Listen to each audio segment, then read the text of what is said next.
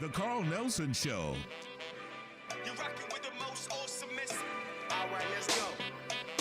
Keep rocking.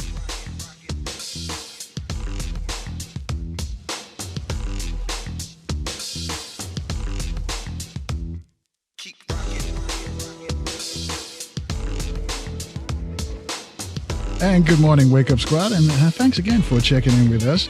Later, Pan-African advocate Dr. David Horn will return to our classroom. Dr. Horn will discuss if the findings of the so-called misplaced classified documents in the homes of possible 2024 presidential candidates will affect their running. Dr. Horn will also provide us with a reparations update. But before we hear from Dr. Horn, the founder of the Black Lawyers for Justice, Malik Shabazz, with information on the move to punish the woman who allegedly caused Emmett Till's death. For attorney Shabazz, Baltimore relationship expert Renee Miller will be here. But to get us started, let's go to Kigali, Rwanda. Sister Swatara Olushola. Good morning, sister. Good morning. How are you? Thank you for having me. We're well. It's good morning for us. What time is it over there in Rwanda? Over here, it's about 1 p.m. in the afternoon, sun shining. All right. Well, help us out here. What was your journey? How did you make it to Rwanda? So actually, Rwanda is the second place we've come on the continent, well, in East Africa, namely. We actually left, my family and I, we have 5 children. We had 5 at the time. We moved during the height of COVID, left America, and came over to Tanzania. Stayed in Tanzania for 2 years. And then we had the opportunity to expand into Rwanda, and so we took that opportunity. We also, in that time, had another baby girl. She was born in Tanzania, so now we have 6 children, and we liquidated everything in the States and moved our lives to Africa to basically practice what we preach so long, being raised up in African-centered culture, and really centered ourselves in Africa. You know, people listening now, they probably should say, I wish I could do that. I wish I could do that. But, you know, they're afraid to make that leap. What do you say to those folks who are listening to you, calling us from Rwanda? You moved there, just packed up and just you know, I guess on faith you'd have to call it because you're not knowing where you're going, actually. Moved to Tanzania, then to Rwanda. What do you say to those folks who's like, man, that's a brave move. That's a bold move. I'd love to do that. What do you say to those folks? So to those people, I always use the analogy of childbirth. And I'm sorry if I'm grossing out the men. But I use the analogy of childbirth because a lot of first-time moms plan to get an epidural, plan to get a C-section because they're afraid to have a natural birth in many cases. Now, I'm not talking about people who have, you know, health concerns or health issues that stops them from being able to do so. But for those that plan to get an epidural because they're afraid of how much natural childbirth is going to hurt, but they've never done it. So how do you know how it's going to feel for you? How do you know what it's going to be like for you if you've never been here? It's something you have to come and see and explore and really gauge it for yourself. America oftentimes makes us feel like we're in this bubble or in this box where everywhere on earth is the same as America. Or that everywhere else on earth is in need of food or clothing or water, or everyone else is just struggling to the point that they can't really facilitate the life and comforts that many people in America have grown used to. And that's just not the reality, and it's really not something you can grasp unless you come and see for yourself. You know what? I'm glad you went there. The reality, the adjustments. How difficult was it for you to adjust to living in Africa? It wasn't very difficult at all because I'm the kind of person where not only was it an honor to just rest my feet on the soil again, because I'm not sure, as far as my ancestral lineage is concerned, who the last woman in my lineage was to actually step foot on the continent, let alone have a baby on the continent. So that alone was already enough to propel me through any issue I might face. Also, of course, there's going to be inevitable difficulties wherever you are. Challenges come with life. But no challenge that I've met on the continent has been more than dealing with the challenges as a Black woman in America. None. I don't fear for my life. I don't think the police are going to kill me. I don't have to worry about microaggressions or racism outright. I'm in a place where people who would otherwise be in a very blatant oppressive position are not able to do so here simply because they're not the majority. So I don't know if that answered your question or if I went too far. No, great. I love the answer because, folks have these issues when they're thinking this. I know quite a few people are thinking about even just visiting, but they have issues concerning. And folks, if you just joined us, it's 5 after the top of the hour with Sister Swatara Olushola. She's calling from Kigali, Rwanda. And she made the move, and she first went to Tanzania and then moved on to Rwanda. But here's another question for you, though, Sister Swatara, because you said you had a child in Tanzania. And one of the issues people are thinking when they travel into Africa, I don't want to get sick, because I know they hear that the medical standards are not up to the standards here in I guess you could call the Western world, if you will, because we have listeners in the UK as well as the Caribbean. So you had a child there, so you went through the medical process. How was that? It was affordable. First off, pay for everything out of pocket. Secondly, to most people that say that, there are state-of-the-art facilities that people experience medical malpractice in them all the time in America. All the time, especially Black people. Our relationship with the medical industry in America has not been a good one over time.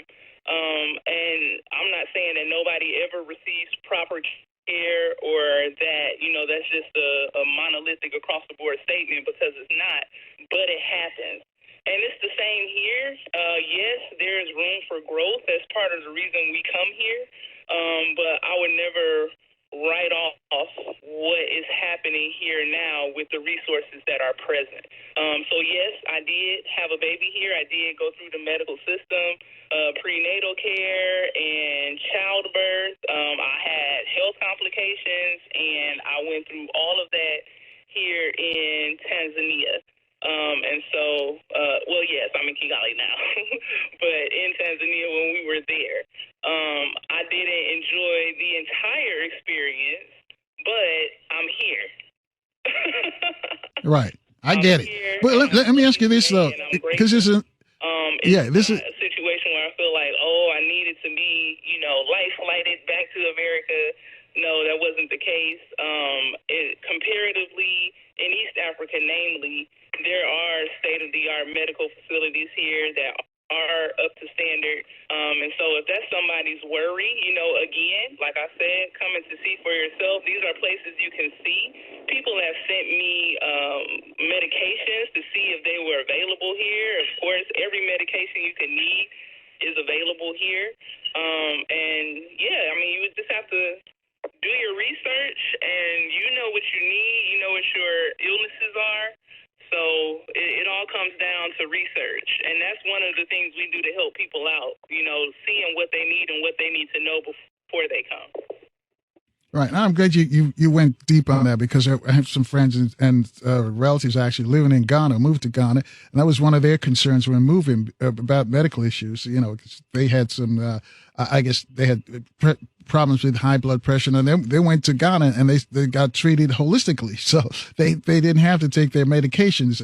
But that was an issue that many people, especially elderly of our community, have concerns with.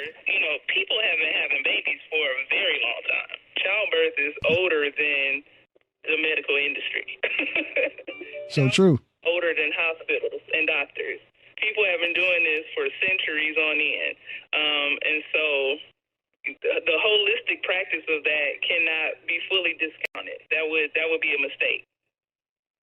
9 after the top of the hour, folks. Just waking up. Our guest is Sister Swatara Olushola. She's calling us from Kigali, Rwanda, and she just moved. She moved from here to Tanzania. Now she's in Rwanda, and she's got a group that's going to Tanzania. Before we get into that, though, one of the issues, Sister Swatara, is that the Africans don't like us. We keep hearing that from some of the people who their interactions with various people from the continent on this side of the world, and it was sort of negative. And they used that as an excuse to say that all Africans don't like us. Help us dispel that notion if you can. So what I'll say is, just like we've been told lies about Africa, Africa has been told lies about black people. The stereotypes we're given across the board, and the middleman is who we're ignoring, and we often argue with each other instead of asserting that energy where it will be most effective. So part of the work, part of us being here, black people in Africa, coming back home, or whether you feel like we're indigenous to America, whatever your views are on that, we had to come from somewhere. Like, it's the motherland for a reason. And so coming here, being conscious-minded black people, having a heart and intention to bridge that gap and to dispel those myths and negative connotations that are associated with us and vice versa, we can only do that kind of work on the ground. We can only give our people the true perspective of a black person in America by coming here, learning the language, immersing ourselves in the culture, and educating them, educating each other, coming with the will to learning what we can from them, learning what they've been taught. Tell us about your schools. Tell us what your lessons are on black history or African history. If anything, you will be surprised to know that they don't teach about the Middle Passage in schools here. There's a void of African-centered education overall here in Africa. And so the only way that void will get filled is that those of us around the world who know and who have that calling and heart and mind come here and implement themselves to fill that void. You know what? It's 11 after the top there. You mentioned the Middle Passage. I had a disturbing discussion with a friend who I thought knew better. Said the Middle Passage didn't happen. That we're American. We all of a sudden we found ourselves on the American continent. Denying the fact that black people originated on the continent, but that all those bones that are buried in the Atlantic Ocean for our brothers and sisters just didn't happen. And I don't know where this conversation is coming from or who's pushing it on this side of the world, but it is really distressing. But most people who believe that, they've never traveled. They haven't went to Elmina or Cape Coast or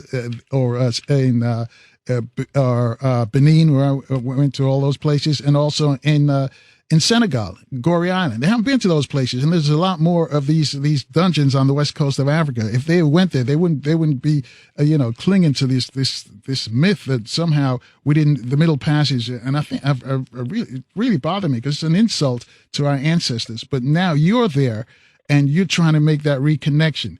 And you're saying that they're not teaching about the Middle Passage in these schools. Is that in Tanzania and Rwanda, or just most of the places that you have been? Both. The people coming to build schools here don't look like us, are not African people. They come from Europe. They come from Switzerland. They come from the UK. They come from Belgium. They come from all these other places and build schools here. They build churches. They put up white Jesus. The Mormons, you'll see them here, and they come and they learn the language, and they send buses into the villages and bus them into their schools and to their programming and their facilities to teach their values to the people. We are here. Wow. And we aren't doing it. Wow. So that void needs to be filled. It really does. I mean, would you expect a Mormon school to teach the students about the Middle Passage? No, because that doesn't serve their interests. Right. Yeah, that's what Malcolm has been teaching us. People around the world be if we were fully aware of our connection to the continent. If every African country saw African people abroad as citizens and gave us the freedom to come back and return home visa-free because of our lineage. Imagine the power in that. Imagine the economical fortitude we would all have based on that alone. And when I hear that, it reminds me of Nelson Mandela. When he got out, the first thing he said, if black people ever knew how much power they have, if black people, and he says, I'm not just talking about the blacks in South Africa, I'm talking about black people worldwide. He says, that's why we're under attack, because the other folks know how much power we have, and that's why they keep us, fighting against each other. That's why we can't have any unity, because they know with unity, we can run the world, which we should when we did have unity. But hey, it's a lesson we have to teach some of our misguided brothers and sisters across the planet who wrap themselves around, whether it be in the Panamanian flag or the U.S. flag or the British flag or whatever. Because as Renoka Rashidi used to teach us, that if you're black, you're an African, and some people just anything but Africa. It just boggles the mind for having these conversations with these folks. But lucky for you that you're in Rwanda, so you don't get to have those kind of conversations. But check it out, Sister Swatara. We got to take a short break here. We got to take the traffic and weather in both of our cities. We come back, we'll get into your trip and also into Tanzania and what you're going to do in Tanzania, and our folks who want to make the journey like you did, what they have to do to make that journey. As I mentioned, folks, it's 15 minutes after the top of the hour. We're speaking with Sister Swatara Olushola. She's calling us from Kigali, Rwanda. We'll take a short break as we check the traffic and weather in our cities, and we'll be back in 4 minutes in Baltimore on 1010 WOLB. In the DMV, we're on FM 95.9 and AM 1450 WOL, where information is power. And good morning once again, family. 22 minutes after the top of the hour, let's go back to Rwanda. Sister Swatara Olushola she's an expat. She lives in Rwanda. She moved, first she went to Tanzania and then moved on to Kigali. Let me ask you this, though. Was there a mitigating factor that made you want to move to the continent permanently? Because, some people are considering moving, and I've got a friend who says he won't move to Ghana because there's too many Americans in Ghana. Ghana, especially Accra, is becoming so Americanized. So he wants to go to Africa. He wants to go to the real Africa. So what can you tell a brother like that? Is Rwanda or Tanzania a better choice? So I will say, in my opinion, East Africa is less westernized just because the access to America and other places is not as easy to attain. And so there's not that much of an influence. There's more of an Indian, Arabic influence here. And so I would say that to that person. I would say coming here, making that decision to move, my husband and I were both raised in the culture and the movement, African-centered environment. Always told about the beauty of Africa and ourselves and how we were African and how wonderful it is. And so we raised our children the same way. Homeschool. Africa is the motherland, our home, et cetera, et cetera. So our children, one day they just called our bluff and said, if Africa is so great, why haven't we been? Why aren't we going there? Why do we have the African flag or say, Amy Johnson Garvey ode to the flag every day, and we're not going to Africa? We haven't been to Africa. We should go. And we didn't have a good response for that other than to actually come. And when COVID happened, it was just a once-in-a-lifetime opportunity, really. It was, do we want to continue our lives and our strategic community work in the same way, or do we want to do things differently? And we made the decision to do things differently and come out on the other side of COVID, living a more intentional life. All right, 24 after the top of the hour. Tell us about the East African Investment Tour. Yes, so a part of that, another arm of our community work, is to bridge the gap. Like I said in the beginning of this conversation, our people in Africa, those of us who have a heart and mind and love for the continent, they need us, okay? They need conscious-minded black people, progressive black people coming here, building businesses, investing, creating programming, building schools. Maybe you want to partner with an existing business. We have relationships with viable businesses who are already in existence. On our tour in October 11th through the 22nd, we'll go through Tanzania, we'll go through Rwanda, we'll go through Kenya. We'll show you on the ground what's possible. We'll let you know the processes for relocating if that's something you want to do. We'll let you know the processes for partnering with the business if that's something you want to do, or implementing your own business, whatever your ideas are. We have workshops and consultations leading up to the tour, and it is, at this point, Africa is sustaining every other nation on the planet. Every every day we see Asian people coming in. We see Europeans coming in. They come around and tour Kigali. They come around and tour Arusha. They come and tour Zanzibar to see what businesses they can build, to see how they can position themselves here so that they can sustain themselves in their home country. Surely our people can find a way to organize and sustain ourselves on both sides of the water while having the intention to empower the people on the continent, which is what's missing when other people come here. So why do you think our people, you've mentioned all the other folks are going to Africa right now, and it looks like it's a different sort of a neo-recolonization of the continent, and our people are reluctant to make that move. But you're bucking the trend. You have. Why do you think people listening to us now are like, I can never leave? They can't fathom leaving their city, let alone leaving the country. Why is that a problem? Why do you think that's a problem for some folks? Well, I don't think it's a problem for our people to invest here. No, why is it a problem for them just to take the leap of faith, just to even make a visit to Rwanda or any place on the continent? Oh, it goes back to the stereotypes, the lies we've been told. There are narratives being created and narratives being pushed into our mindsets that are not original.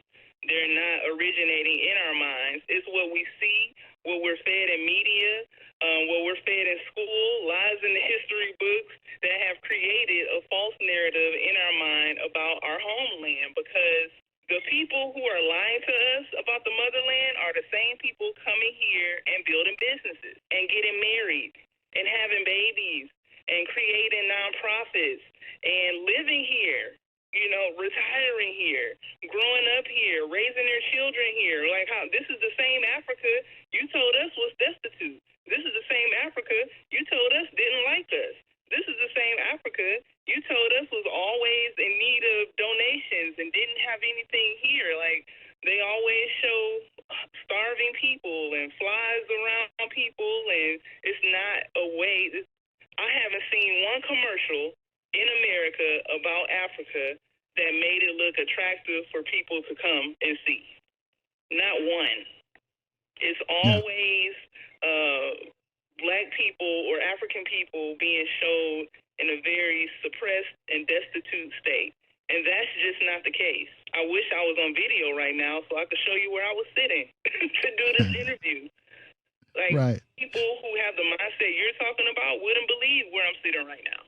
They wouldn't. Yeah. Because what Sister Swatara, what they know about Rwanda is Hotel Rwanda. That's the most people know about Rwanda. That's right.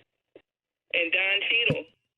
And Don Cheadle, yeah. Is so far past what you saw in that movie. So far past. Rwanda, in many ways, they call it the Silicon Valley of Africa. In many ways, because it's a smaller country, it might be theoretically easier to run, but Rwanda is extremely progressive. I mean, they have evolved as a city in a way that I haven't seen in America at all. Yeah, and Kigali is supposed to be the cleanest city on the continent. I don't know if you've heard that report. It is. It is. That's no question. It's the cleanest city I've ever seen anywhere, and I've been all around the world. Right. On this East African investment tour, what about folks who want to take the tour but not necessarily want to go into business? They just want for the cultural experience. Is that open for them as well? Yeah. So we have 3 different tiers for the tour. We have a tour. Can you hear me? Yeah. Yes, we can hear you. Okay. We have 3 different tiers for the tour, and there's a tier for that person who wants to come and really have more of a relaxed visit, just kind of see the country and eat and learn about the culture and have more of a tourist vibe when they come. They aren't necessarily looking to go into business, but they still want to come and see and reap the benefits of going on a Thai tour. That's very much possible. Once you go to either investingakebulan.com or thaitours.org, you can see what the different tiers are and what they entail, and pick one that works best for you. All right. It's 30 minutes at the top of the hour, folks. You just joining us. I guess his sister Swatara Olushola. She's calling us from Kigali, Rwanda, and they're going to have a tour, East African investment tour. If you're looking to get into business or just want a cultural visit, this is what you should get involved with. Sister Swatara, for the folks who want to get on the business end, though, is there an outline of what businesses are needed in these? Because you're going to Kenya, Tanzania, and Rwanda. Is there an outline of what businesses are needed in these three different African states? So if you go to investinAkebulan.com, that's invest, INVESTNIN, Akebulan, ALKEBULAN.com. We have a wealth of information on that. We have a wealth of information on that site, and you can go check it out, see the businesses that we're working with, and find out more information, see more information about the tour itself, see what's possible here. And when you say what kinds of businesses, I'm going to be honest. For Rwanda, I'd say that the hotel, restaurant industry is saturated. So if you're looking to go into that, yes, you could. But I think there's too much of that here. Thinking outside of the box, Rwanda could really use a cultural center, a literacy center. It could use entertainment for children. There's no skating rink. There's one bowling alley in the entire country. Coming here, coming to see for yourself, a part of that is really taking a temperature of the economic climate and gauging for yourself where the void is and where you might see yourself. I got a Tweeter question. Tweeter, he's retired and he says he's thinking about moving to Africa, but wondered if he's not. Well, he didn't tell him how much he's getting on Social Security. We want to know what's the cost of living there. Can you help this brother out? And I'll tell you what, because we're coming up on a break, and I'll let you respond to that question because it you might have to go into it a little bit more. Folks, you're just waking up. It's 27 minutes away from the top of the hour. It's 27 minutes before 2:00 in the afternoon in Kigali, Rwanda. This is where our guest is, Sister Swatara Olushola, and she's discussing the East African investment tour that's going to take place later this year. You want to go to Kenya, Tanzania, Rwanda. This is a lady you need to speak to.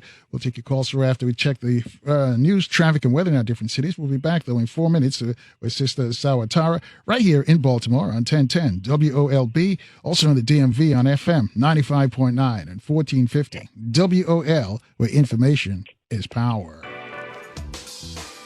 And good morning again, family. 20 minutes away from the top of the hour. Our guest from Kigali, Rwanda is Sister Swatara Olushola. We'll get back to her in a moment. If you want to reach her, though, reach out to us at 800-450-7876. Before we do that, let me just remind you, coming up later this morning, we're going to speak with Dr. David Horn. He's a Pan-African advocate. We're going to talk politics with Dr. Horn. Also, we're going to get a reparations update from Dr. Horn, and also the founder of the Black Lawyers for Justice, Attorney Malik Shabazz, is going to provide us some information about the punishment for the woman who allegedly caused Emmett Till's death. And before that, we're going to speak with Baltimore relationship expert Renee Miller. And later this week, you're going to hear from historian Dr. Walter Williams. Also, we're going to hear from clinical psychologist Dr. Jeremy Fox, addicted to white, and also Doctor of Clinical Psychology, Dr. Jeff Menzies, who will be here. He'll tell us what to do when you're accosted by the police, or you get involved with the police, how to get out of that situation in a positive way. So make sure that you've got your radio locked in Baltimore on 1010 WOLB, and also in the DMV on FM 95.9 and AM 1450 WOL. All right, Sister Swatara, a tweet question right before we left for the news and traffic update. A brother's considering moving to the continent and wants to know about the cost of living because he's on a fixed income and wants to know if he can survive in Africa. Your thoughts? So I will start to say that Africa is a continent, not a country. America is a country, and you can think about the spectrum of cost of living there. It depends on how you're trying to live. In Rwanda, the same spectrum is present. In Tanzania, the same spectrum is present. It's about your desires and your needs How do you need to live? Do you need a mansion? Do you need a one-bedroom apartment? Do you need an efficiency? Do you need a comfortable 3-bed, 2-bath? Do you need a yard? Do you need? It varies on what you need. I'd say someone coming here alone, looking to live in say a 3 or 2-bedroom house in the city of Kigali, might be looking at about $600 a month cost of living total. That's living by yourself. That's food for you. That's transport because you're in the city, so everything is in the city. And then again, that is a ballpark figure because, like I said, it rests on your desire, your taste, and what you feel like you need. Gotcha. 18 away from the top of the hour, 800-450-7876. We don't live, we're in Kigali right now because we came here from our home. Our home is in a town outside of Kigali just because that's our preference. We like to live in more rural areas. And a lot of the time in the rural areas, you get more space. You get more bang for your buck. Pretty much the same as in America. And so we have a large family, a family of 8, including our baby. And we have a nice size home. And our home out where it is in the more rural area, the cost is much lower than it would be in the city. So we could live, at the equivalent rate of, 1 or 2 people who choose to live in the city. That's 8 people outside of the city. All right. Hold that thought right there. We got some folks who want to talk to you. 800-450-7876. Kim's reaching out to us. Kim's in Baltimore. Kim, you're on with Sister Swatara. Kim's on line 2. Yes, Swatara, I love the fact that you were brave enough to not just go for yourself, but to take your whole family. I mean, you have kids and you're living the best life in Rwanda. Our organization says that culture is the new currency. For your upcoming investment tour, how would you say that your value system plays into where you invest and how you invest, and how is that important to community building? So it is integral. It is vital to community building. That's why I wanted to be very specific in saying and inviting the right kinds of minds to come invest. We don't need anybody trying to be the black version of our oppressors. We want people coming to pour into the people here and have a reciprocal relationship in doing so that our people who are on the other side of the water can also benefit from the connections we make here. Like I said, in the types of businesses you intend to put here, having a mind to utilize that facility or that income to find a way to improve the quality of life for our people on both sides of the water, having that community-oriented mindset, it plays a vital role because there's enough people coming here who don't care about the people on the land, who don't care about our people in America, who don't care about our people anywhere. We need people here doing business, making partnerships, organizing, building, implementing programming, who have the intention to see our people winning. All right. Thanks, Kim. Thanks for your call. Another tweet for you. And I got to ask you this, though, by the way. Sister Mama Amicus, she was in Ghana. Everybody knows her. You go to Ghana, you go to One Africa. But now she moved to Rwanda. Do you know her? Have you met her? And also, Mama C, have you met her as well? Yes, I know Mama Amicus. I know Mama C. Mama C is my mama. I claim her. We were neighbors. I sit at her feet, and I have to honor her and Baba P on this call right now. The love that they show me and my family. We love you all. Their support of us and our endeavors and our continuation of the work, their endorsements behind everything we do. It is truly an honor and a blessing, and we are grateful for it. Right. And we're getting a lot of callers into the studio wanting your contact information. So if you can do it real slowly they're going to write it down, and I'll let you do it again before you leave. But if you can do that for us right now, I'd appreciate it. Sure. And I'll go really slow. So our contact information on WhatsApp, you can reach us at plus 250-791-884-749. I'll say it again. That's plus 250-791-884-749. If you want to email us, it is contact Akebulan, ALKEBULAN, investments with the S at the end, at gmail.com. Contact Akebulan Investments at gmail.com. And you can also visit our website at www.investinakebulan, ALKEBULAN.com. All right. 13 away from the top of the hour from Kigali, Rwanda, we have Sister Swatara Olushola, and they're having their East African Investment Tour 2023. They're going to Kenya, Tanzania, and Rwanda. Tweeter wanted to know, is there a lot of red tape in doing business in Rwanda? No, absolutely not. No. Rwanda is one of the easiest places for anybody, even foreigners, to start a business. Everything is streamlined. Like I said, Rwanda is evolved exponentially, especially since the 90s, where everything is online. It's a quick and easy online process. Corruption is under control. I know people experience corruption in other parts of the continent. You will not experience that here in Rwanda, and I stand by that statement. So to answer that question quickly, no. All right. I got a tweet question.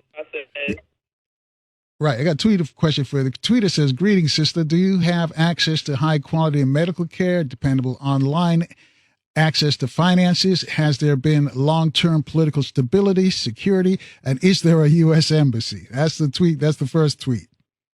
Yes. So there is a U.S. embassy, and it's a big U.S. embassy here. I was just there for a conference last week.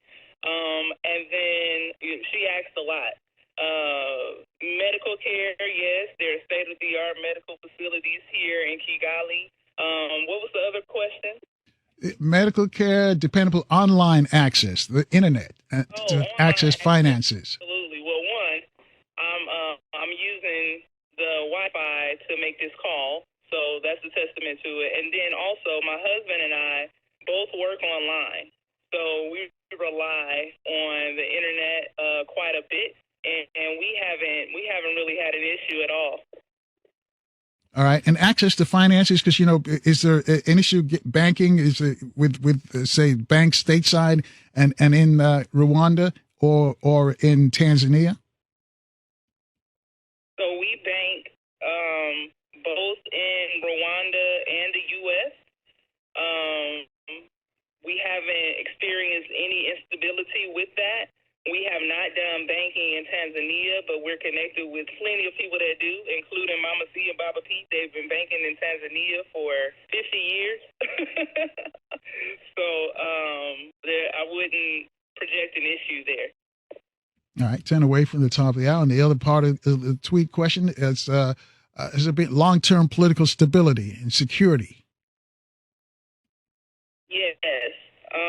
Based on our experience, we've been over here in East Africa for 3 years. So there's only so much we can say to that because we're living it. We're experiencing it now. So we haven't had any issue with political instability since we've been here. I'm not the type of person that wants to, sugarcoat anything or misspeak about something I don't know about just to say something someone wants to hear. So based on what we've experienced thus far, we haven't had an issue with that. Right. I think the president is Paul Kagame. Correct me if I'm mispronouncing his name, but he's been there for quite a while, and he's very effective as far as an African leader on the continent. Extremely effective leader, and it shows when you come to Kigali and you look around and you look at the people and you see how they're thriving, and you see how projects that are started are finished. I've been in other African countries where I see a lot of half-done initiatives or a lot of promises on signs and things not actually being built or actually happening because a lot of the time funds have been misappropriated.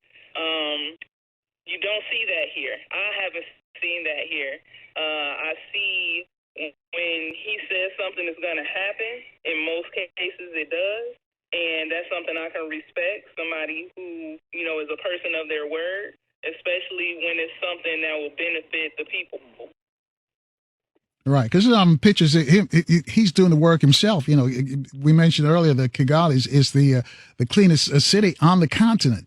All the countries in Africa, Kigali, where you are right now, is the cleanest. And they've seen pictures of the president out there. He's picking up trash like everybody else. So that's the kind of person he is. It's the law here. It's the law. Yeah. I believe it's okay. third Saturday.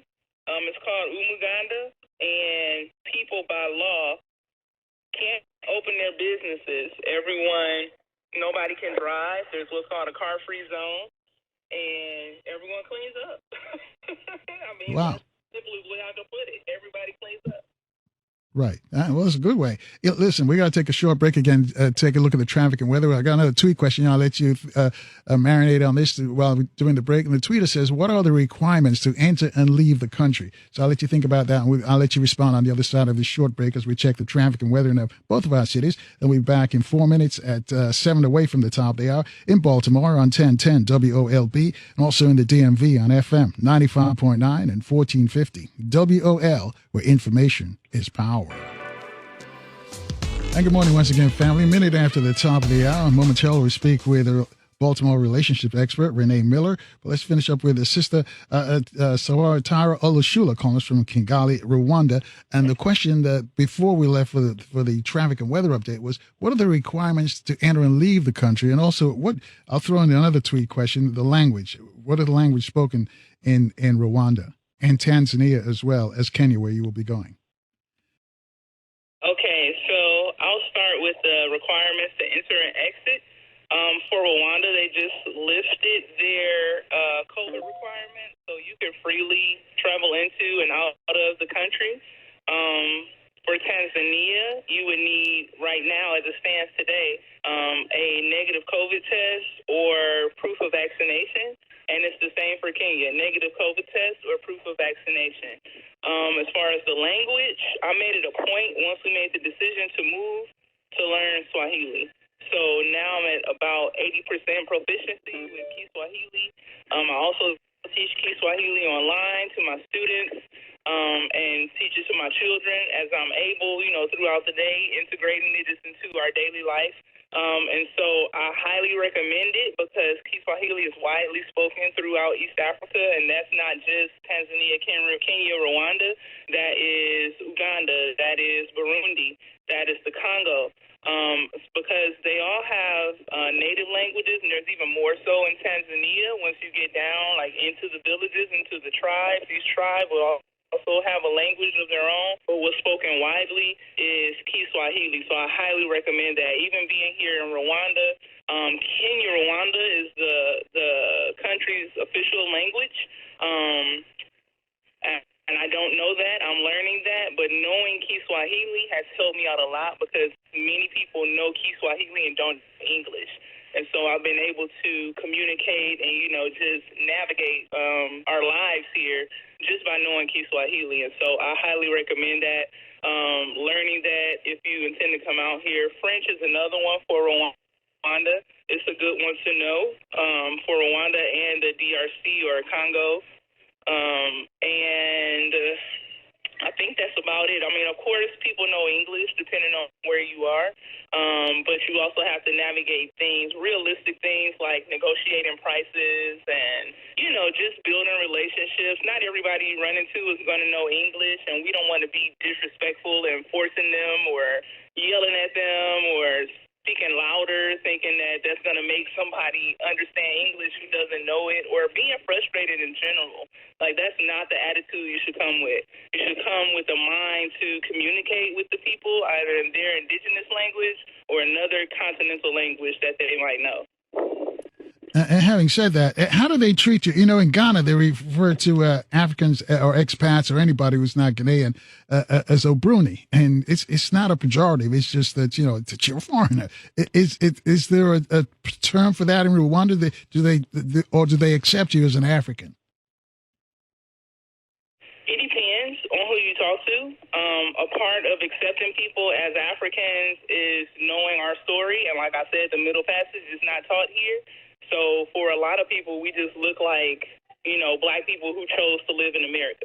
And without, like I said, getting rid of that language barrier, doing what we can to get rid of that, then that's going to be the understanding until someone teaches them or tells them differently. So in East Africa, there's a term called Mzungu or Wazungu, and it translates to lost person. And so it's, or wanderer, like when they look at you walking the streets and you're, like we would see a tourist in New York constantly looking around or looking up with no real direction to where they're going because they don't really know where to go. It's the same.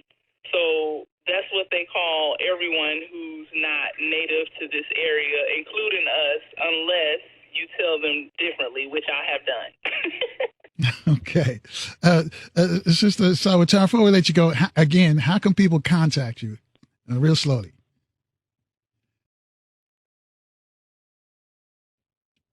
Sister Swatara? We may have lost her. Yes, I'm here. Can you repeat that? Oh, okay. Yeah, how can people, because the calls were calling in the studio, want to know how they could contact you. And if you could do it slowly, your info. Okay, no problem. So my WhatsApp is +250-791-884-749, and that's a Rwandan number. So you'll have to go down to Rwanda and then put in the number 250-791-884-749.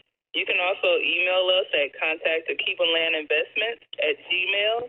Akebulan is spelled ALKEBULAN, and then also investinAkebulan.com. All right. And so, again, when is the tour going to take place? Do you have the exact date? The East African Investment Tour is October 11th through the 22nd of this year. We're going to Tanzania, Kenya, and Rwanda. And if Spirit is calling you, if you feel that inside of you, then I urge you to answer the call. Amen. Ashe for that. And thank you for joining us all the way from Rwanda this morning and afternoon for you. And hopefully we'll do it again before the tour starts. Absolutely. Thank you so much for having me and holding space for me. All righty. And you hold us down out there in Rwanda. Thank you for joining us again. All right, folks. Thank you. That is Sister Swatara Olushola calling from Kigali.